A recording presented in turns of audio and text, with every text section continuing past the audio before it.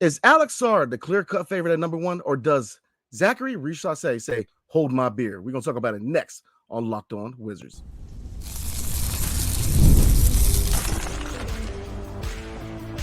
You are Locked On Wizards, your daily Washington Wizards podcast, part of the Locked On Podcast Network. Your team every day.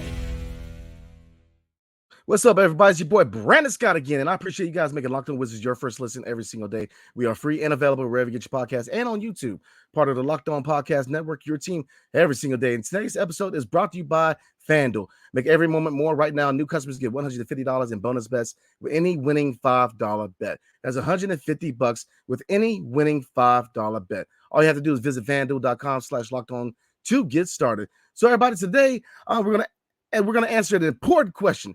Is Alex Sarr still the clear-cut favorite at the number one overall pick, or did Zaccharie Risacher say, hold my beer and hold fast? So we're going to look at both prospects, the pros or cons, and where they fit or could potentially fit with the Washington Wizards in the long term. So let's get into the first one. We're going to start out with Alex Sarr, Alexandre Sarr. So Alexandre Sarr, he plays for the Perth Wildcats right now. His nationality is French, 18 years old. His position is power forward and center. Is very intriguing considering he is 7'1" at 216 pounds. So looking at him, there's a lot to like, and there's some things he needs to work on. And it's not exactly many things that he does bad. It's just he has things he does well and things he definitely needs to improve on. So let's look at some of the things he does well. I mean, first of all, we'll start with his size. 7'1", 216 pounds. So he's got the height and the weight to play center and play power forward in the NBA, in my opinion. But let's look at his positives. Number one, great defender. He's a great defender. I mean, he's athletic. He moves pretty well. He's a rim protector. He's a guy who's definitely looking to get those blocks. Now, the only knock with Alex Sarr is sometimes he kind of chases blocks. So he's at times when he does that, he leaves the lane wide open. That's my only negative with his rim protection, but he's a rim protector, man. He's a high level rim protector. He's a great defender. Number two, good handles for a 7-footer. He can put the ball on the floor and he can move, man, especially in transition.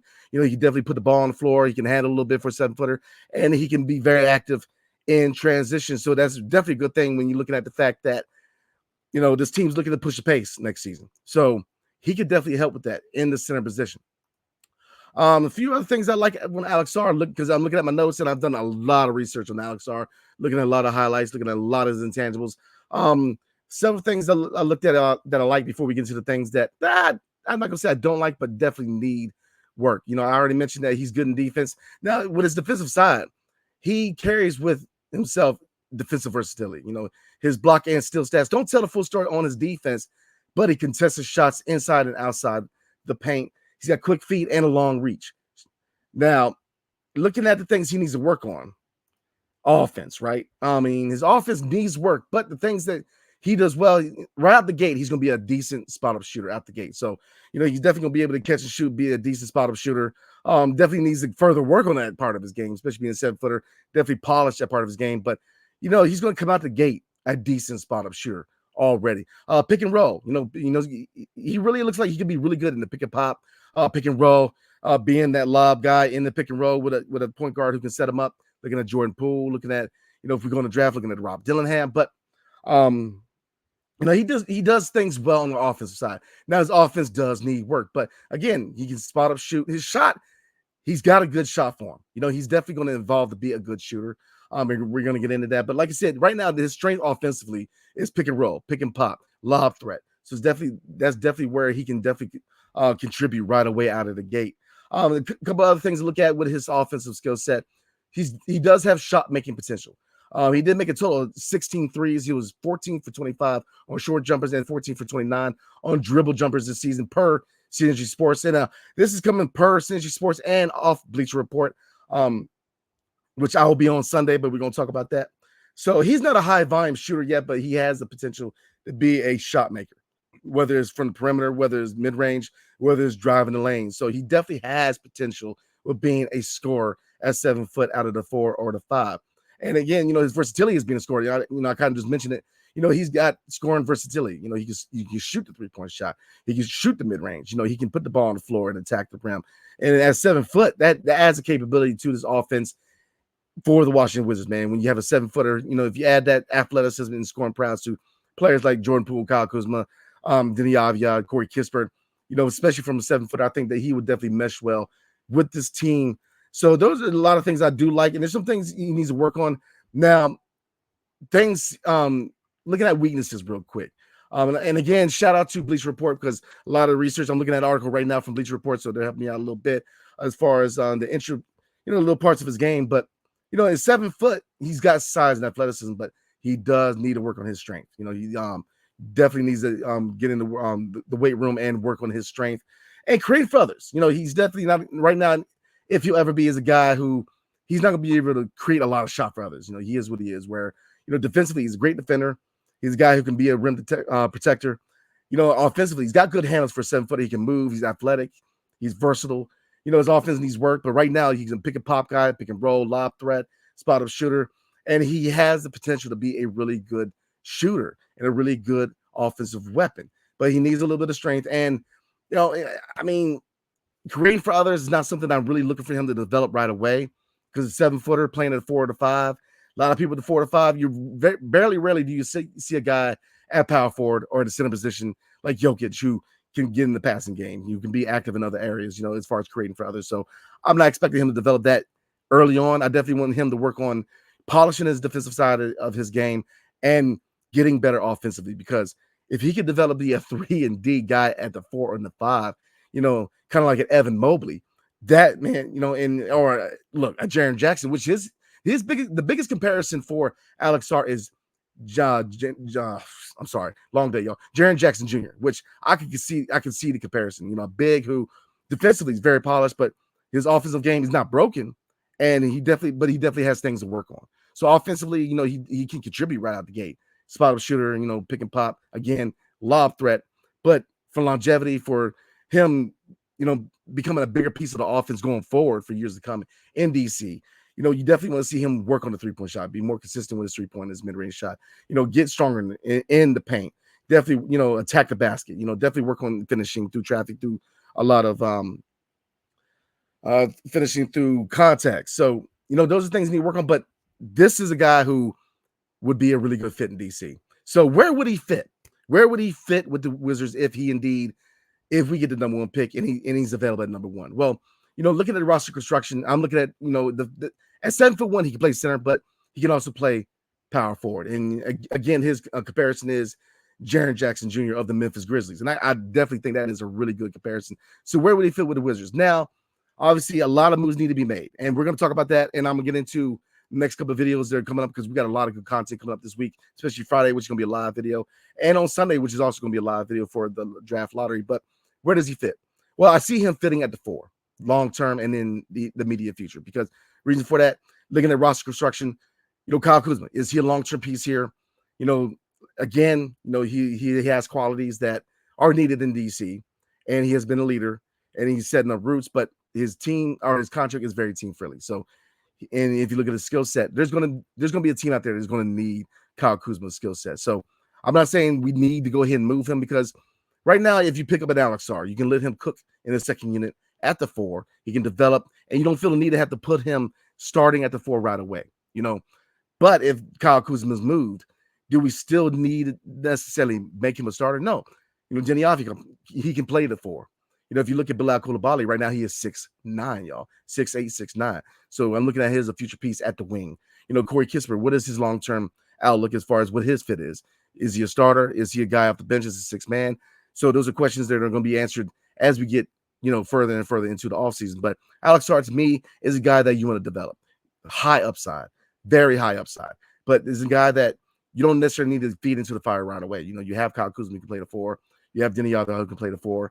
So again, looking at where he fits, the outlook of the position where he's at, Kyle Kuzma, there are variables out there where he could get moved this offseason, but there's a lot of factors that keep him in DC also. So team-friendly contract definitely makes him a candidate for a trade asset. And that is definitely something I'm going to cover Friday night for you guys, because we are doing a off-season preview a live video, so you guys go get involved. So, but where he fits in with this team long term, I'm gonna say the 4. That's not to say he couldn't play the 5, but what intrigues me more than anything else is the prospect of Tristan Vucevic and Alex Sarr being twin towers 2 years from now at 7 foot plus. I mean, that's something I want to look for. I mean, because if you think about it, both of them have similar skill sets, to a certain degree opposite, though, an opposite end of the spectrum. If you look at Tristan Vucevic, he's a guy who his offensive game is very polished. Now, he still needs to work, especially within the paint, but it's defense that needs work. And you see glimpses and you see potential, but it's definitely something that should be first priority for Tristan Vucevic this offseason. Looking at Alex Sarr is kind of the opposite, right? Defensively, he's very polished, but offensively, he doesn't do anything wrong. It's just he has to get better. You see that he has tons of potential offensively. So that's one way. That's a big reason why I'm saying Alex Sarr fits better at the 4. Again, we're gonna look at the center position in the future. Within next week, we're gonna look at what it is the future of the center position, because as you guys know, Marvin Bagley III is going to be an expiring contract next year. Rashawn Holmes is on a player option this year, so we'll see if he enacts that. And Tristan Vucevic. So again, he can definitely fit at the 5, obviously at 7'1", and with his weight at 216. Now at the center position, can that be a little bit of a twinner? Yeah, because Embiid's a bigger guy. A lot of these centers, and Jokic is a bigger guy. A lot of these centers are bigger guys, and you do have kind of guys are similar to his build. Wembanyama, Miles Turner out of the Indiana Pacers, but to be able to bang in there in the paint with these bigger guys, you definitely just want to see him get stronger in the paint. So I definitely see him fitting at the 4 long term. It could be subject to change, y'all, but that's kind of where I see him, where he fits best with the Washington Wizards. So again, is he the clear favorite at the number 1 overall pick? It does look like it, though. But look, again, Zaccharie Risacher said, hold my beer. So I'm going to make a case for Zaccharie Risacher and why he should be considered to be the number 1 overall pick for the Washington Wizards, especially if we're drafting best player available. But before we get into Zaccharie Risacher, tonight's episode is brought to you by DoorDash. So, as you guys know, when you think of DoorDash, what is it? Especially since the pandemic, they've been synonymous with food delivery, right? But I'm trying to tell you, their capabilities are so much more, especially with an important holiday coming up on Sunday. Lord have mercy. Mother's Day, right? This Mother's Day, get something thoughtful for mom on DoorDash. Surprise her from wherever you are with fresh bouquets, the latest tech, gift cards, self-care treats, and much more to make her day that much better. And again, you can get so much more things with DoorDash, grocery items, tech items, gift cards, self-care treats. So the capabilities are so much more than food. I'm not saying don't order food. Definitely consider order food, but they can do so much more. Does your mom have a sweet tooth like mine does? Is she a tech enthusiast, a beauty connoisseur, or is she outdoorsy? No matter what she's into, you can make her smile with a fruit or flower bouquet, makeup, tech gear, workout wear, and more. And look, flower bouquets and fruit bouquets. Fruit bouquets are definitely in right now. So definitely consider that for mom, man, because they're beautiful and she definitely has something to eat, man. So definitely recommend that. So order now and get everything you need for Mother's Day on DoorDash. Use promo code LOCKEDONNBA to get 50% off your next order. Up to $15 off when you spend $15 plus on your next flower, convenience, grocery, or retail order now on DoorDash. Just promo code LOCKEDONNBA. Order using DoorDash today. Terms apply. DoorDash. Tonight's episode is also brought to you by LinkedIn. When you're hiring for your small business, you want to find quality professionals that are right for the role. That's why you have to check out LinkedIn Jobs. LinkedIn Jobs has the tools to help find the right professionals for your team faster and for free. Because look, y'all, LinkedIn isn't just another job board. LinkedIn has a vast network of more than 1 billion professionals, which makes it the best place to hire. It gives you the access to professionals you can't find anywhere else. LinkedIn does all that while making the process easy and intuitive, right? Hiring is easy when you have that many quality candidates. So easy, in fact, that 86% of small businesses get a qualified candidate within 24 hours. Woo! I'm trying to tell y'all, man. So, like I said, I got out the military, U.S. Army exact, 2011. So I've been through my fair share of job sites, temp services outside of the internet. And LinkedIn to me is the best place to find really, really good jobs, really good salaries. They help you, set up your resume. So they give you all the keys for success, which not a lot of job sites do. So I definitely recommend it. So again, LinkedIn knows that small businesses are wearing so many hats and might not have the time or resources to hire. So look, post your job free at linkedin.com/LockedOnNBA. That's linkedin.com/LockedOnNBA to post your job for free. Terms and conditions apply. So everybody, we're going to get into the next candidate. And like I said, If you look at a lot of mock drafts right now, like I said, we're gearing up for the draft. Sunday is the draft lottery, so Sunday, I'm gonna get into in more towards the end of the video, but we are gonna do a live video for the draft lottery on Sunday. But look at the mock drafts; these two are the two clear favorites for the number one overall pick. Indeed, if the Wizards get the number one pick, which we are tied with the Detroit Pistons with a 14% chance to get to the number one overall pick, which is good news considering this past draft we were a few percentage points away from getting Wembanyama. So we're definitely in the hunt for the number one. So why should you guys consider Zaccharie Risacher as a candidate, especially if you're picking best player available at the number one overall pick? Well, a lot of reasons, a lot of intriguing reasons. Let's get into Zaccharie Risacher. His team, he plays for Bourg in Bresse, and I'm not big on French, so definitely correct me if I'm wrong. He's also a French national, 18 years old, so he's definitely, just like Alex Sarr, very young, 18 years old. They have him as a wing, so that means he can play the 3 and the 4 if need be at 6'8", 204 pounds. Now, what are the things I like about Zaccharie Risacher? Easy, man, two-way player. He is polished offensively and defensively. He can play at a high level offensively and defensively. You know, if you look at what we're going to get into this let's get into some other things that he does well. I mean, he's a perimeter scoring wing. You know, that's why his biggest comparison is Michael Porter Jr. You know, if you look at Michael Porter Jr., he is, he's been knocked for not passing the ball, but he's a guy he's a born scorer, a guy who can score at will. So if you look at Risacher, the role he plays for J.L. Borg, that is the role. He's the guy on the wing who's just a scoring wing, but he can defend. So I look at him being a 3-and-D guy. And right now he's projected to be anywhere from the number one overall pick, but his floor is top 10. So it tells you all you need to know about him. Look at his physical tools. Now, I already kind of mentioned it, his perimeter scoring and shot making. He's shooting over 40% from 3 this season and has been a consistent shooter off of the catch. Quick, high release with a little low time. So, he's a straight up shooter. He can hit a pull up and a step back, but he's more of a catch and, catch and shoot guy, and he does it at a high level. Runner. He isn't the best ball handler. That is one negative, but here's the thing. He can run. And for a team like the Wizards, who they've said, from the players and from the front office and even the coaching staff, they want to push the pace. This team, if you look at last year, especially within the last 10 games in the second half of the season, when they pushed the pace, when they really caught the defense unbalanced in transition, they were a really good team, especially when Jordan Poole at point guard. Nothing against my man Tyus, but Jordan Poole really pushed the pace. And you saw this with other point guards in DC.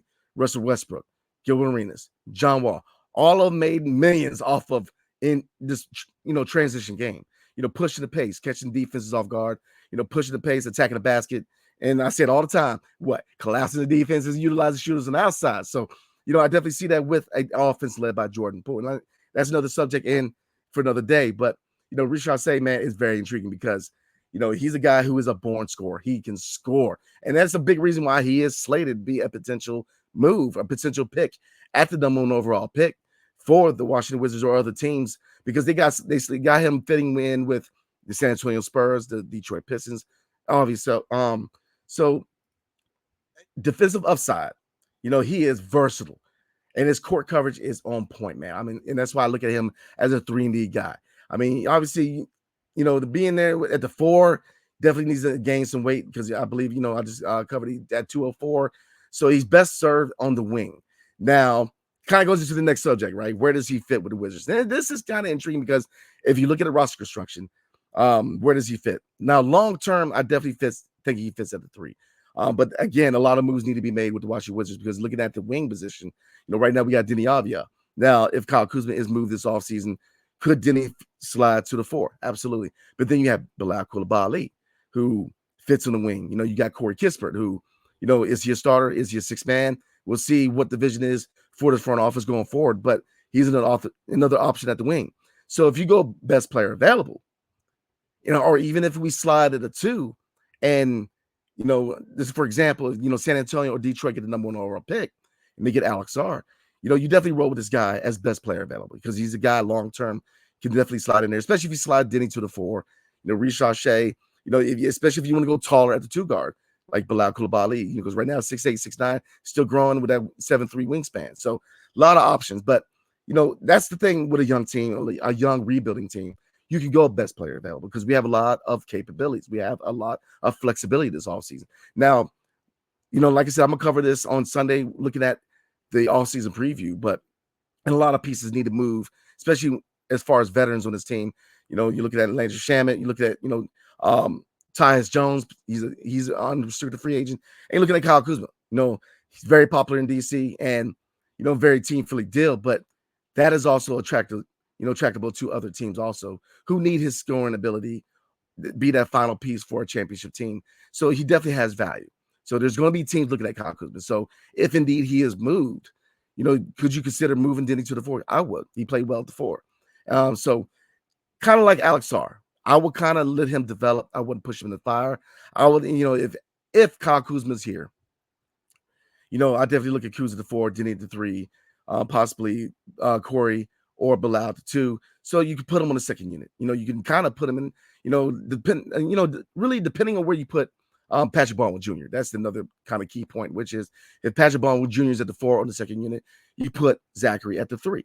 And then, so I think that depending on what pick we get on Sunday, number 1, number 2, he should definitely be considered to be a look at number 1 or number 2, in my opinion, because he's a kid who can play. I mean, Michael Porter Jr. is a good comparison. He's a kid who can score, and we need more scorers on this team. We need better shooters on this team. We have Denny, his shot's getting better, and he definitely broke out this year. We got Corey Kispert, we got Kyle Kuzma, we got Jordan Poole. But like I said, a lot of dominoes had to fall, and we need another scorer on this team. And I think Zaccharie Risacher really fits that mold. So, where he fits, a lot of dominoes need to fall. And you can see the same thing for him and Alex Sarr, right? A lot of dominoes need to fall to see what his long-term fit is. But I think they both do fit long-term with the Washington Wizards and what we're trying to do, especially going this next year, which is kind of a draft where a lot more starting ready talent. But looking at both these guys, they could come in and start. I don't think it's the best case scenario for them, but it could. But I think development-wise, both of these guys could be long-term pieces who could develop into really good starters. If not, they both have all-star potential, in my opinion, just because they have athleticism through the roof. So before we get into my final analysis about what kind of moves need to happen, where we could consider one or both of these guys, well, not both, we're not going to be able to get both of them, but what moves need to be made for, so we can consider Alex Sarr or Zaccharie Risacher. We're going to talk about that next, but before we do, tonight's episode is brought to you by Monopoly Go. So, all right, game off. We got to pause here to talk more about Monopoly Go. I know what you're saying. Flag on the play, Brandon. You already talked about that, Brandon. But there's so much more good stuff in this game. In Monopoly Go, you can team up with friends for time tournaments where you can work together to build up each other's boards. The more you win together, the more awesome prizes you can unlock. And there's so much more to get. Unique stickers you can trade with friends to complete albums for big prizes. Cool new playing pieces to travel the boards with. Hilarious emojis for taunting friends when you smash your buildings or heist your vault. Lord. Plus, Monopoly Go feels new and exciting every day with constantly changing tournaments and challenges. A ton include their own unique mini games like digging for treasure or robot pachinko machine. There's always new timed events to help you win big, like massive multipliers for everything you win or rent frenzies. There's always something fun to discover in Monopoly Go. So get off the couch and off the bench and go download it now for free on Google Play or the App Store. Game on, Monopoly Go. So everybody, looking at these two prospects for the number 1 overall pick, what needs to happen on this roster for them to fit? And I kind of mentioned it before where they fit. A lot of intangibles this offseason, right? And like I said, we're going to cover this Friday because I'm doing a live preseason preview. So we're definitely going to cover all bases trades, free agency, draft, coach search, covering everything for the Wizards offseason live on Friday. So definitely tune in. Excuse me, I'm losing my voice a little bit. I just got done yelling at my kids 20 minutes ago. So definitely rock with me, man. But what needs to happen? And like I said, not so much the young guys, because I think that if you look at the young core for this team, Denny's going to be here for a while, especially with the extension kicking in next year. Corey Kispert, I think, is another guy who needs, being on an expiring deal this upcoming season, definitely need to consider signing him to a team-friendly extension. Johnny Davis up in the air, there's a lot of question marks what his long-term fit is here. And you have Bilal Coulibaly, who has 3 more years left on the rookie deals. Lord have mercy. So you're looking at the vets. And obviously Tyus Jones is a unrestricted free agent. So, chances are he does like DC. His family loves DC, but a lot of arrows are pointing towards a different change of pace at point guard, whether it's Jordan Poole or whether it's a point guard in the draft, whether it's a Isaiah Collier, whether it's a Rob Dillingham, whether it's a Nikola Topic. There's options in the draft at point guard. But, looking at Jordan Poole, considering, his contract ain't bad with the cap going up. He hasn't hit his prime yet. So I know you guys have heard enough about Jordan Poole and how much I want to see him be that point guard in the future. But that is definitely something that is in consideration right now. So, looking at Kyle Kuzma, team-friendly deal. He has roots in the DMV. He's been big on leadership and being a veteran voice in his locker room for this young team in the rebuild. And he's a player who doesn't mind being part of a rebuild. But here's the thing. He has a team-friendly deal. And he has a skill set that other teams are going to want. And if the deal is too good to pass up, I definitely encourage this front office to move him and get assets. But, don't be in a rush to move Kyle Kuzma because, right now long-term, the 4 is definitely a place where we're looking to add some young talent, the power forward position, because Kyle Kuzma ain't going to be here forever, especially towards the end of the rebuild when we're starting to make those moves. So that's, a point guard is another position, even though you have Jordan Poole and Jared Butler, people still look at point guard is maybe a need. Center, like I said, there's a lot of intangibles at center. Marvin Bagley III on his prime contract. Sean Holmes does the inactive player option. Tristan Vucevic, he's a long-term fit at center for the Washington Wizards. So a lot of intangibles, a lot of dominoes need to fall for them to truly have a true fit here in DC long-term. But both of these guys are definitely consideration for number one overall pick. So comment below. Let me know what you guys think. Who's your choice for the number 1 overall pick? Is it Alexandre Sarr? Or is it Zaccharie Risacher? So definitely comment below and let me know, what are you guys thinking? Who's your choice at number 1 overall? So guys, before we roll, what is the vision for the rest of the week? Well, tomorrow we're going to look at Mark Jackson and, what reasons was he blackballed? And would he be a fit in DC as the next head coach? And we're going to look at several other coaching candidates like Kenny Atkinson and Sam Cassell. So definitely rock with me tomorrow night because we're going to look at all 3 of these guys and really pick their games apart and wonder, can one of these guys be the next head coach for the Washington Wizards? Now, also looking forward, guys, this week. Friday, I am doing my off-season preview.